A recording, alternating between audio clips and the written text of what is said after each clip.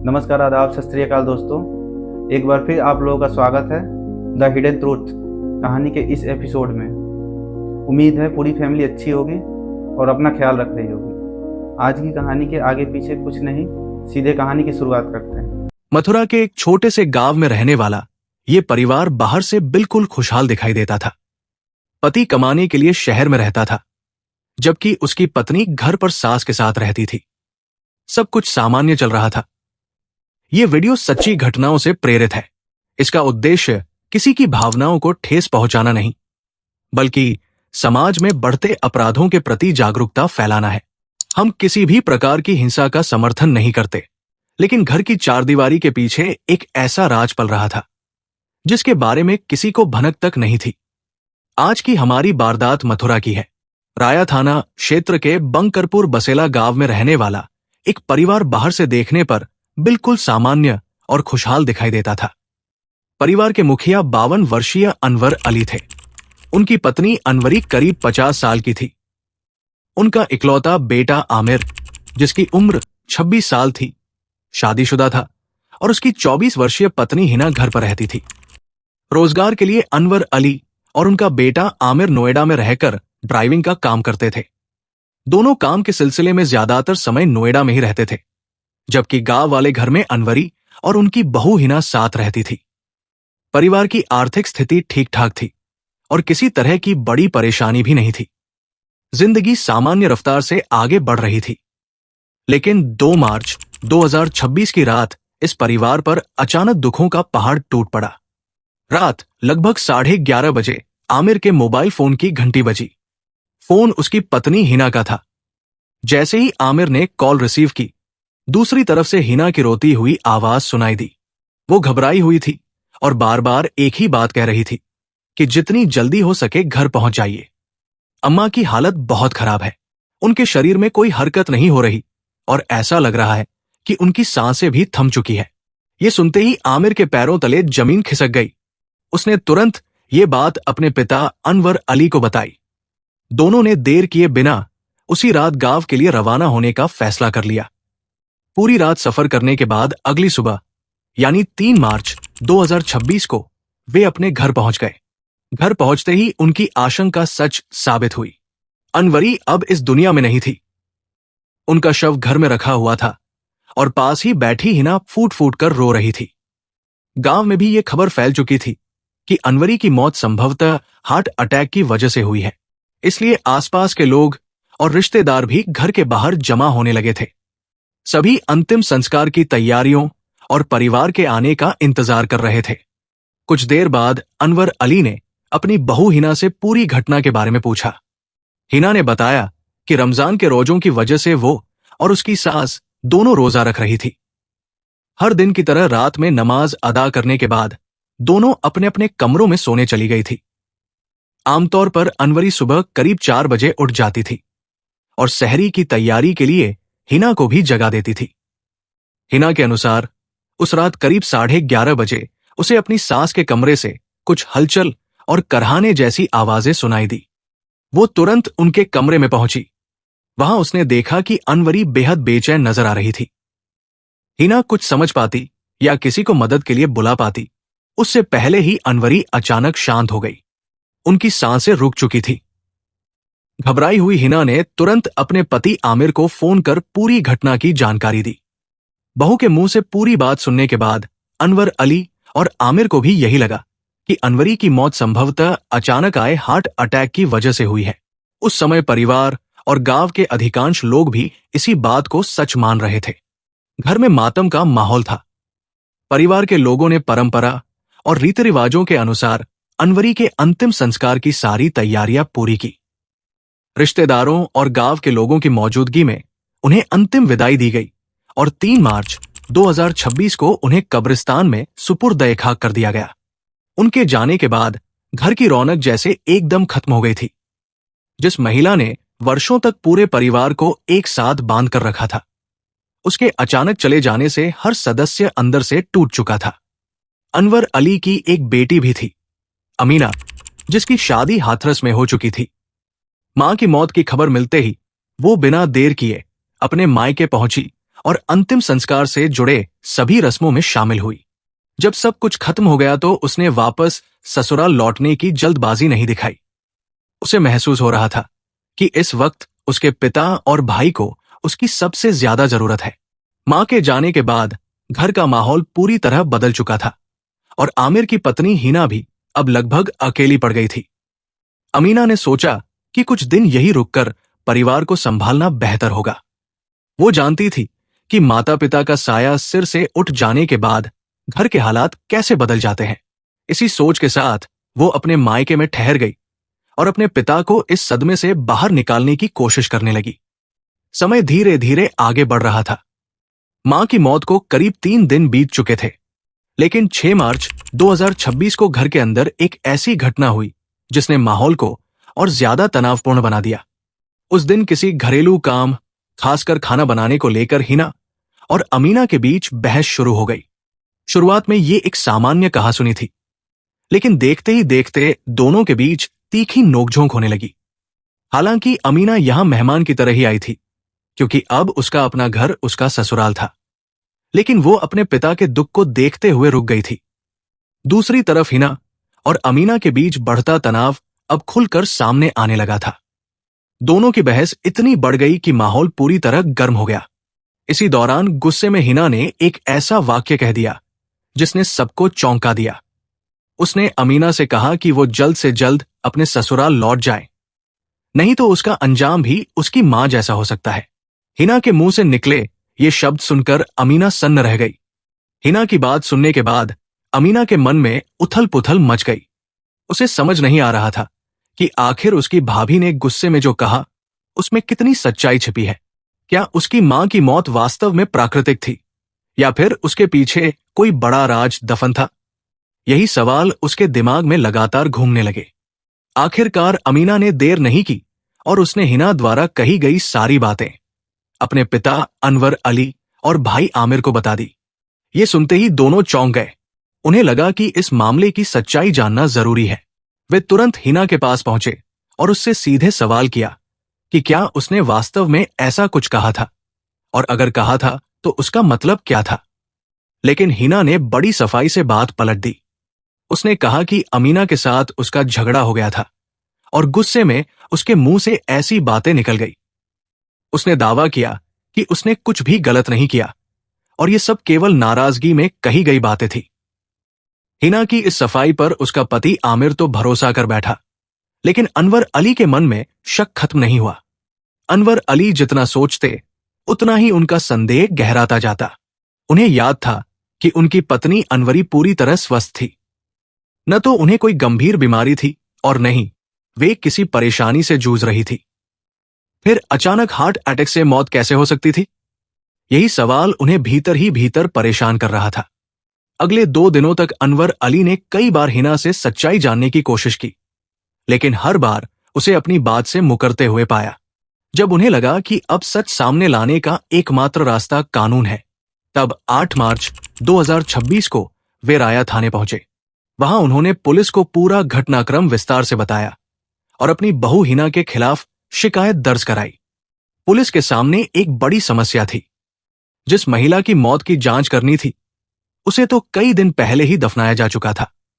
बिना शव के यह साबित करना आसान नहीं था कि मौत स्वाभाविक थी या हत्या। इसलिए पुलिस ने उच्च अधिकारियों से चर्चा की और न्यायालय से अनुमति मांगी कि कब्र में दफन अनवरी के शव को बाहर निकालकर उसकी चिकित्सकीय जांच कराई जाए। कोर्ट से मंजूरी मिलने के बाद 10 मार्च 2026 को पुलिस गांव पहुंची। अधिकारियों की मौजूदगी में कब्र खोदी गई और अनवरी के शव को बाहर निकाला गया। इसके बाद शव को पोस्टमार्टम के लिए भेज दिया गया ताकि मौत की असली वजह सामने आ सके। कुछ समय बाद जब पोस्टमार्टम रिपोर्ट पुलिस के हाथ लगी तो उसमें ऐसा खुलासा हुआ जिसने पूरे मामले की दिशा ही बदल दी।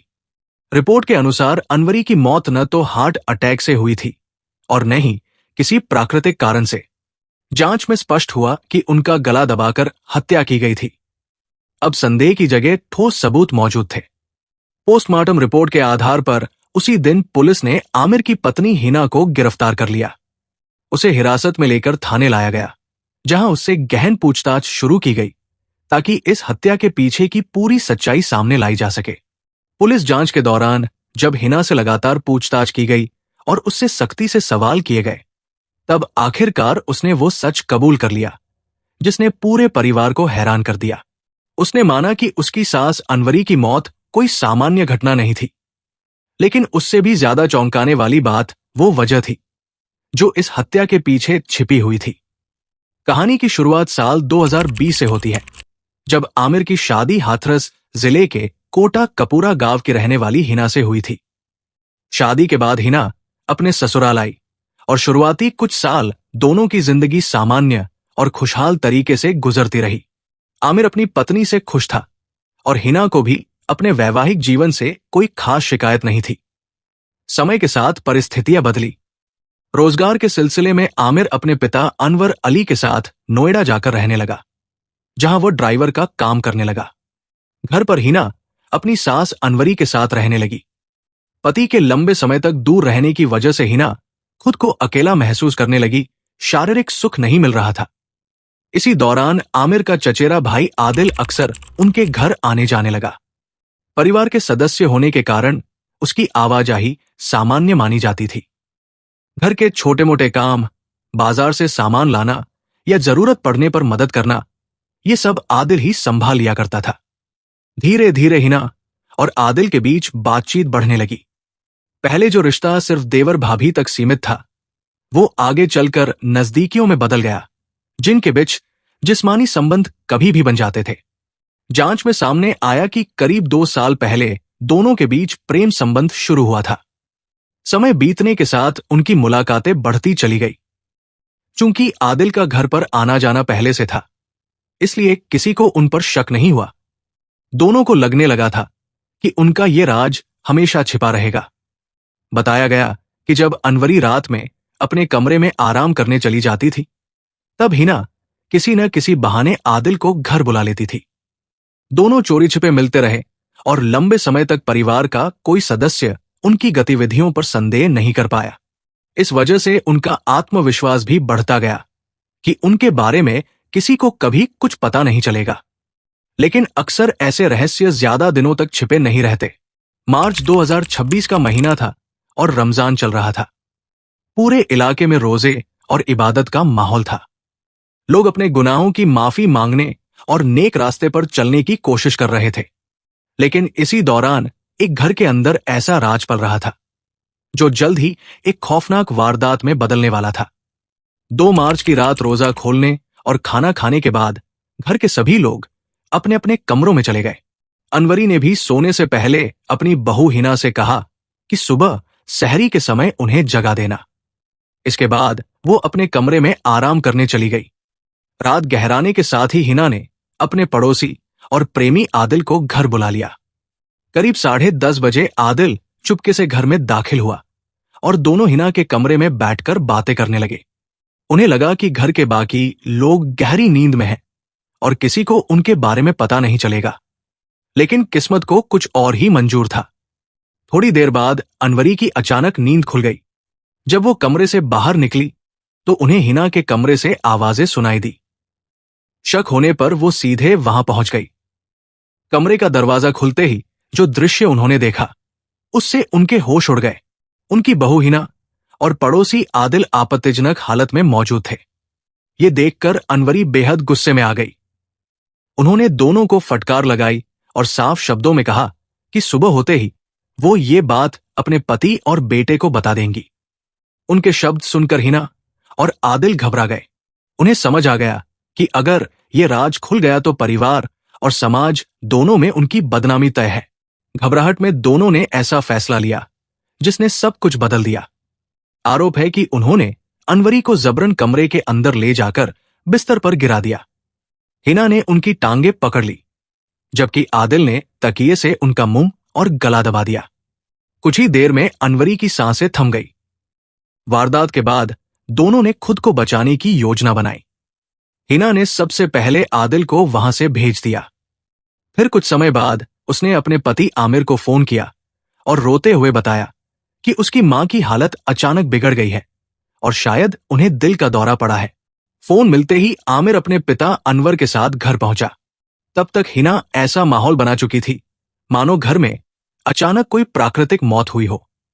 अगले दिन भी वो अपनी सास के शव के पास बैठकर रोती बिलखती रही। परिवार और गांव वालों ने भी यही माना कि अनवरी की मौत सामान्य कारणों से हुई है।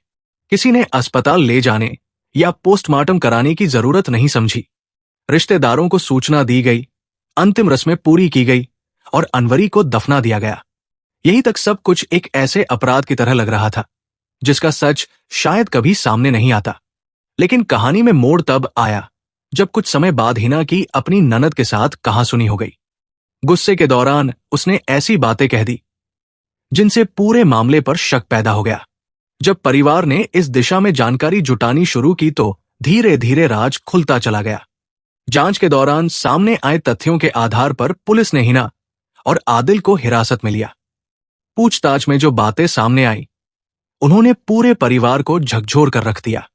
आखिरकार जिस सच को हमेशा के लिए दफन समझा जा रहा था वो बाहर आ गया। अनवरी की मौत को पहले सामान्य घटना माना गया था, लेकिन बाद में वही मामला हत्या की जांच में बदल गया।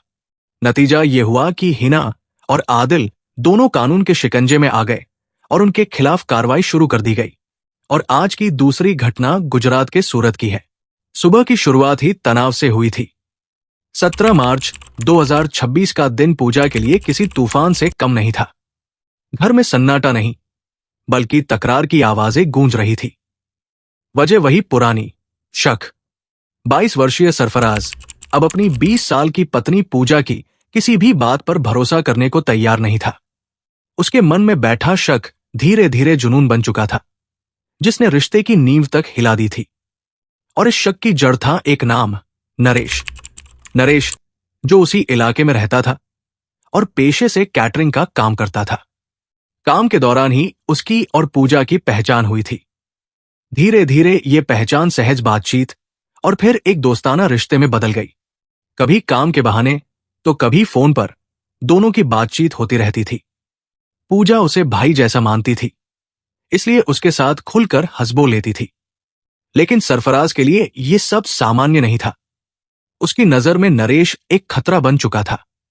उसे लगता था कि पूजा और नरेश के बीच कुछ ऐसा चल रहा है जो छिपाया जा रहा है। नरेश का अकेला रहना भी उसके शक को और हवा देता था। धीरे धीरे हर छोटी बात पर झगड़ा होने लगा और हर बहस में नरेश का नाम आना तय हो गया।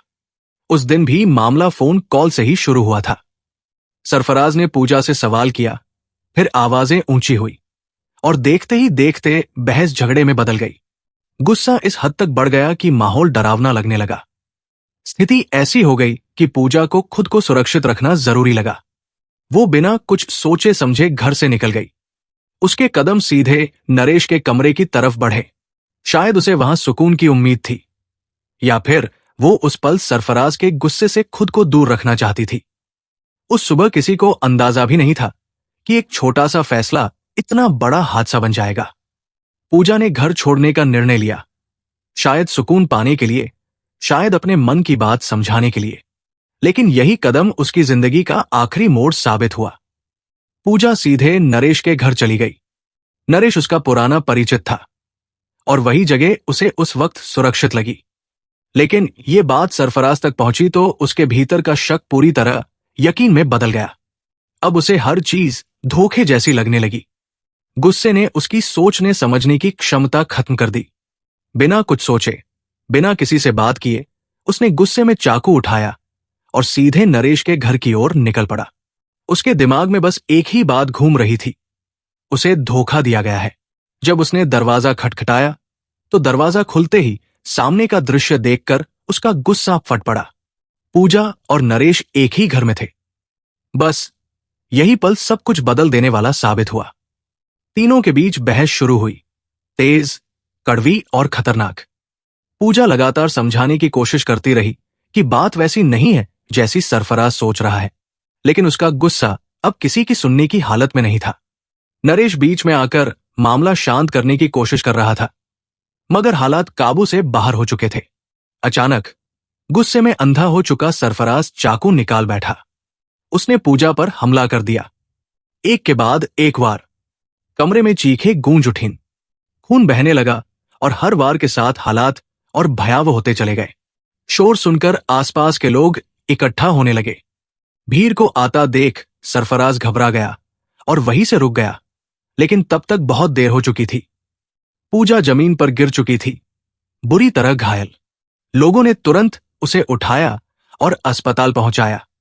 डॉक्टरों ने पूरी कोशिश की, लेकिन सीने पर लगे गहरे घावों ने उसकी जान ले ली। थोड़ी ही देर में उसे मृत घोषित कर दिया गया। 18 मार्च 2026 की बात थी।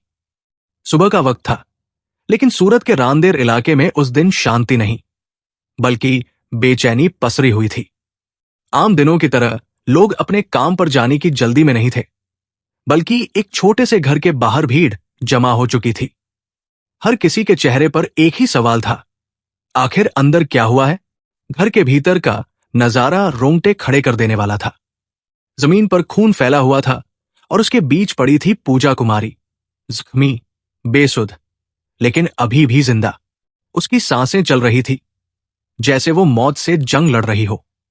उसके पास ही खड़ा था उसका पति सरफराज खान, हाथ में चाकू, चेहरे पर गुस्से और पछतावे का अजीब सा मेल। वो खुद भी जैसे समझ नहीं पा रहा था कि गुस्से के उस एक पल में उसने क्या कर दिया। कुछ ही देर में पुलिस को खबर दी गई। रांदेर थाना पुलिस तुरंत मौके पर पहुंची। वहां मौजूद लोगों ने पूरी घटना अपनी आंखों से देखी थी, इसलिए सच छिपाना नामुमकिन था।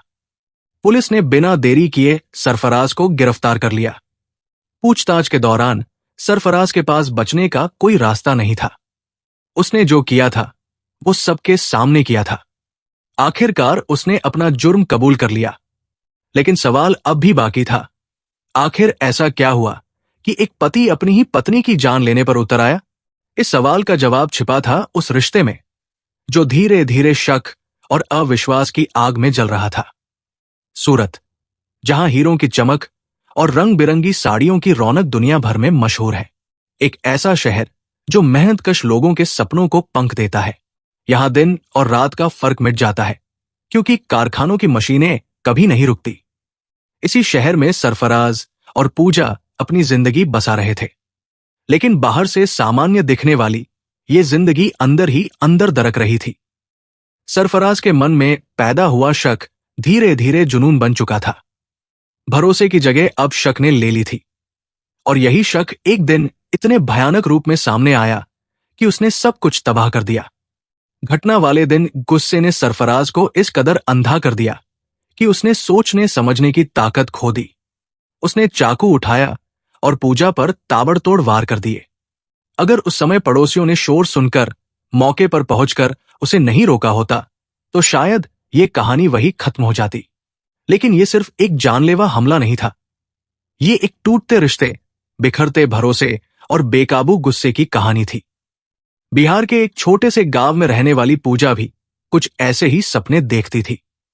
उसका परिवार साधारण जरूर था, लेकिन उसकी सोच बड़ी थी। वो सिर्फ गुजारा करने वाली जिंदगी नहीं चाहती थी, वो कुछ बनना चाहती थी, अपने पैरों पर खड़ा होना चाहती थी। गांव की सीमाओं में उसे अपना भविष्य छोटा नजर आता था। इसलिए एक दिन उसने फैसला लिया और अपने एक जान पहचान वाले के साथ निकल पड़ी सूरत की ओर।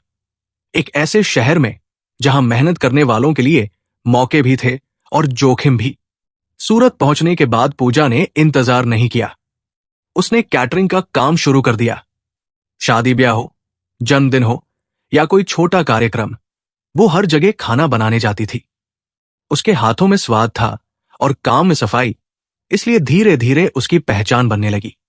दिन भर की भागदौड़, थकान और संघर्ष के बावजूद उसके चेहरे की मुस्कान कभी नहीं जाती थी। ग्राहक उसके काम से खुश रहते और काम लगातार मिलता रहता। इसी भागदौड़ के बीच एक दिन उसकी मुलाकात हुई सरफराज से। सरफराज खान, जो खुद भी बिहार से ही सूरत आया था। वो भी अपनी जिंदगी को बेहतर बनाने की कोशिश में था, लेकिन उसकी राह आसान नहीं थी। कभी फैक्ट्री, कभी कंस्ट्रक्शन साइट, जहां काम मिला वही लग गया। कोई स्थायी नौकरी नहीं, बस रोज की जद्दोजहद। जिंदगी के थपेड़ों ने उसे मजबूत बना दिया था, लेकिन अंदर से वो भी उतना ही अकेला था। पराए शहर में जब कोई अपने इलाके का मिल जाता है, तो एक अजीब सा अपनापन महसूस होता है। कुछ ऐसा ही पूजा के साथ भी हुआ। एक दिन काम के दौरान पूजा ने उससे पूछा, कहाँ के रहने वाले हो? सरफराज ने हल्की सी मुस्कान के साथ जवाब दिया, बिहार का। पूजा ने फिर उत्सुकता से पूछा, बिहार में कहां से? कौन सा जिला? बातचीत के दौरान जब सरफराज ने अपने गांव और जिले का जिक्र किया तो पूजा चौंक गई। वो भी उसी इलाके की थी, बल्कि कहें तो दोनों के गांव एक दूसरे से सटे हुए थे। बस यहीं से शुरू हुई पहचान की डोर।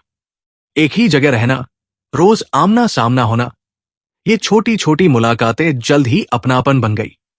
धीरे धीरे ये जान पहचान दोस्ती में बदल गई। दोनों के बीच बातचीत बढ़ने लगी। एक दूसरे के कमरे तक आना जाना शुरू हो गया। कभी साथ बैठकर खाना, कभी दिन भर की बातें। अकेलेपन में ये साथ उन्हें सुकून देने लगा। और फिर कब ये दोस्ती प्यार में बदल गई, उन्हें खुद भी एहसास नहीं हुआ। प्यार इतना गहरा हो गया कि दोनों ने समाज और परिवार की परवाह किए बिना शादी करने का फैसला कर लिया। अलग अलग धर्मों से होने के बावजूद उन्होंने किसी की नहीं सुनी। उनके लिए बस एक दूसरे का साथ मायने रखता था। शादी के बाद उनकी जिंदगी साधारण जरूर थी, लेकिन खुशियों से भरी हुई। एक छोटा सा कमरा, सीमित कमाई, लेकिन दिलों में संतोष था। सुबह पूजा काम पर निकलती, उसके बाद सरफराज भी अपने काम के लिए चला जाता। शाम को जब दोनों लौटते तो वही साधारण खाना भी उन्हें किसी दावत से कम नहीं लगता था। रात के समय दोनों बैठकर हंसते, बातें करते और अपने दिन भर के अनुभव साझा करते। यही पल उनके रिश्ते की सबसे बड़ी ताकत थे, एक दूसरे का साथ और समझ। लेकिन हर कहानी हमेशा एक जैसी नहीं रहती। समय के साथ सरफराज के व्यवहार में बदलाव आने लगा। जहां पहले वो पूजा की हर बात पर मुस्कुराता था, अब वही छोटी छोटी बातों पर सवाल उठाने लगा। पूजा का स्वभाव खुला और मिलनसार था। वो सभी से हंसकर बात करती, हर किसी की मदद के लिए तैयार रहती। लेकिन यही बात अब सरफराज को खटकने लगी। उसके मन में शक ने जगह बनानी शुरू कर दी। अब सवाल बढ़ने लगे। आज देर क्यों हुई? किससे बात कर रही थी? फोन किसका था? शुरुआत में पूजा ने इसे नजरअंदाज किया। उसे लगा ये प्यार की फिक्र है, लेकिन धीरे धीरे ये फिक्र नियंत्रण में बदलने लगी। सरफराज ने उस पर रोकटोक शुरू कर दी। किससे मिलना है, किससे नहीं, कब घर आना है, कहां जाना है, सब कुछ तय होने लगा। और फिर एक दिन ऐसा आया जब सवालों की जगह आरोपों ने ले ली। वो तुम्हारा कौन है? उससे बात क्यों करती हो? अब से उससे कोई संपर्क नहीं रखोगी। घर का माहौल बदल चुका था। जहां पहले हंसी गूंजती थी, अब वहां बहस और तनाव ने जगह ले ली थी। सरफराज का शक बढ़ता जा रहा था और पूजा हर बार जवाब मांगती। शुरुआत में सब सामान्य था, लेकिन वक्त के साथ सरफराज के मन में शक ने जगह बना ली। पूजा जितना समझाने की कोशिश करती, उतना ही विवाद बढ़ता जाता। छोटी छोटी बातों पर बहस होना अब रोज की बात हो गई थी। कभी काम को लेकर, कभी पैसों को लेकर, और सबसे ज्यादा उस बेबुनियाद शक को लेकर जो सरफराज के दिमाग पर हावी हो चुका था। पूजा बार बार यही कहती रही कि वो निर्दोष है, लेकिन उसकी कोई बात सरफराज तक पहुंच ही नहीं पा रही थी। रिश्ते में संवाद धीरे धीरे खत्म होता गया और उसकी जगह गुस्से ने ले ली। एक दिन वही गुस्सा हद पार कर गया। बिना सोचे समझे सरफराज ने चाकू उठा लिया और एक ही पल में सब खत्म कर दिया। पूजा, जो अपने सपनों और उम्मीदों के साथ जिंदगी जी रही थी, अब हमेशा के लिए खामोश हो गई। घटना के बाद पुलिस मौके पर पहुंची और हत्या में इस्तेमाल किया गया चाकू बरामद कर लिया। सरफराज को गिरफ्तार कर लिया गया। पूछताछ में सच सामने आने के बाद उसे अदालत में पेश किया गया, जहां से उसे जेल भेज दिया गया। अब सलाखों के पीछे बैठा सरफराज अपने किए पर पछता रहा है, लेकिन अब पछतावे का कोई मतलब नहीं रह गया। ये सिर्फ एक हत्या की कहानी नहीं है, बल्कि उस मानसिकता की सच्चाई है जहां प्यार की जगह अधिकार और नियंत्रण ले लेते हैं, जहां भरोसे की जगह शक घर कर जाता है और संवाद की कमी रिश्तों को तोड़ देती है। पूजा अब सिर्फ एक खबर बनकर रह गई है, लेकिन उसके पीछे कई सवाल छोड़ गई है। क्या वह सच में दोषी थी या सिर्फ किसी की गलतफहमी का शिकार? अंत में यही सवाल रह जाता है। क्या शक का कोई इलाज हिंसा हो सकता है? क्या गुस्से पर काबू पाना इतना मुश्किल है? जब रिश्तों में समझ और भरोसा खत्म हो जाता है, तो सिर्फ एक रिश्ता नहीं टूटता, कई जिंदगियां बिखर जाती है।